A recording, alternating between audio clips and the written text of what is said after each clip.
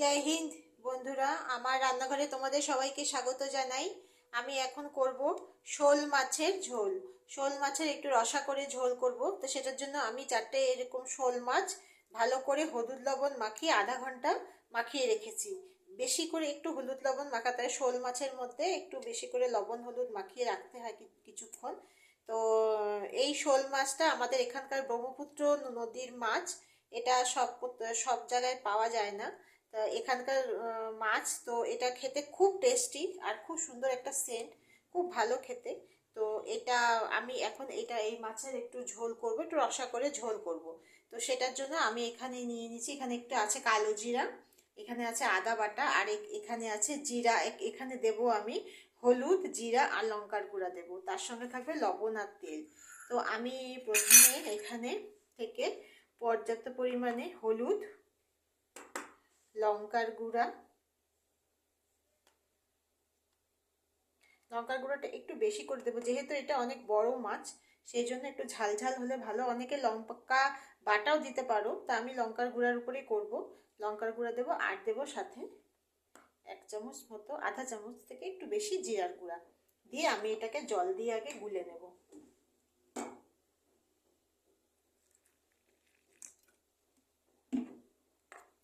এটাকে ভালো করে জল দিয়ে খুব ভালো করে এটাকে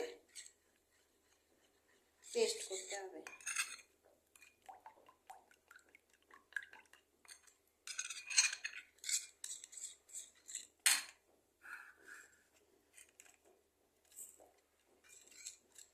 জল দিয়ে এটাকে পেস্ট করে নেব।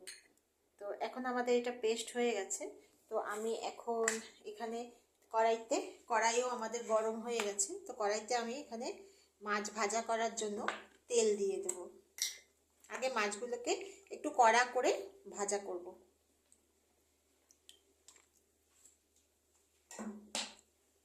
মাছ ভাজা করার জন্য পর্যাপ্ত পরিমাণে আমি তেল দিয়ে দিচ্ছি। এখন তেলটা একটু গরম হলেই মাছ ভাজা করব। তেল আমাদের গরম হয়ে গেছে। তো আমি এখন একটা একটা করে মাছ ছেড়ে দেবো।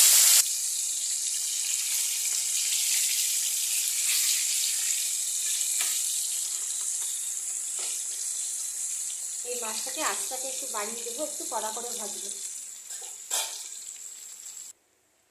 আমাদের মাছগুলো ভাজা হয়ে গেছে।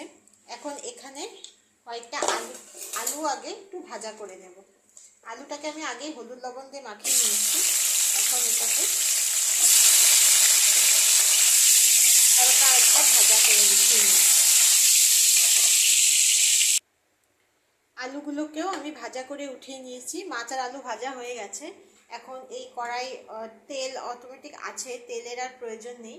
তো এখন এই তেলটাও মোটামুটি গরম আছে। তো এখানে এই কালো জিরাটা আমি এখানে দিয়ে দেব। কালো জিরাটা দিয়ে আঁচটাকে একদম মিডিয়াম রাখতে হবে।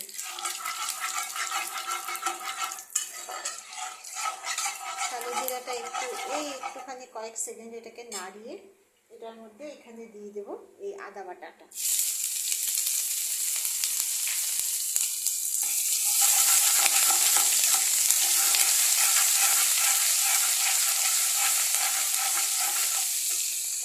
আদা বাটা দিয়ে বেশিক্ষণ নাড়ালেই হবে। আদা বাটা গন্ধটা থাকতে থাকতেই আমি এখানে এই গুলে রাখা মশলাটা দিয়ে দেব।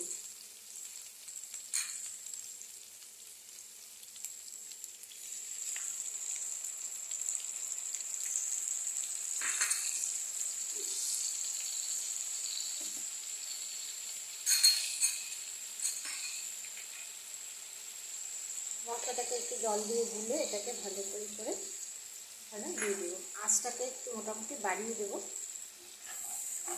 দিয়ে এখন এটাকে একটু ভালো করে কষাবো।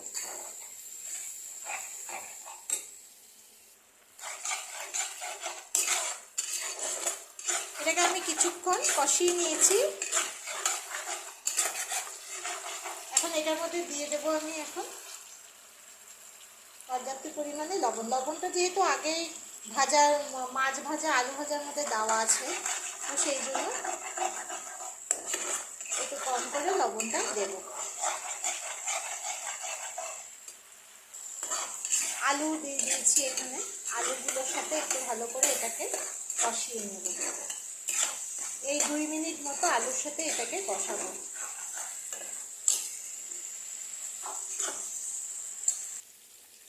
এটা আমার কষানো হয়ে গেছে, ভালো করে কষিয়ে নিয়েছি মিডিয়াম করে।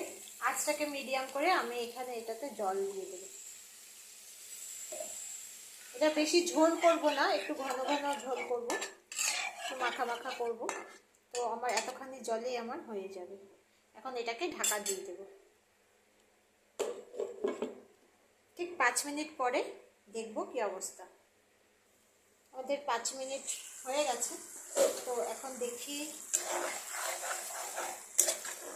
জলটা অনেকটা শুকিয়ে এসছে, আর আলুটা দেখি সিদ্ধ হয়েছে নাকি। হ্যাঁ, আলু খুব সুন্দর সিদ্ধ হয়ে গেছে। তো এখন আমি একটা একটা করে এই মাছগুলোকে দিয়ে দেব।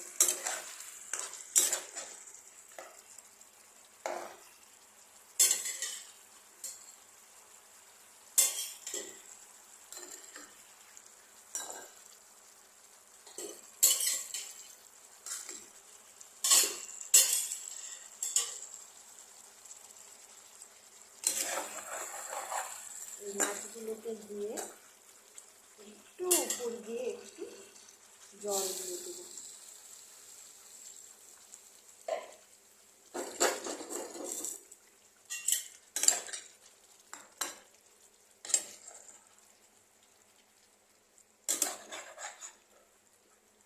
নেড়ে দেবো।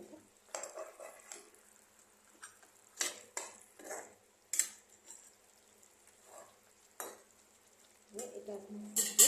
এর মধ্যে দিয়ে দেবো দুটো মতো লাল কাঁচা লঙ্কা, বা সবুজ কাঁচা লঙ্কাও দিতে পারো। তো আমি লাল দিয়েছি কাঁচা লঙ্কা। তো এটা একটু 1 থেকে 2 মিনিট হবে।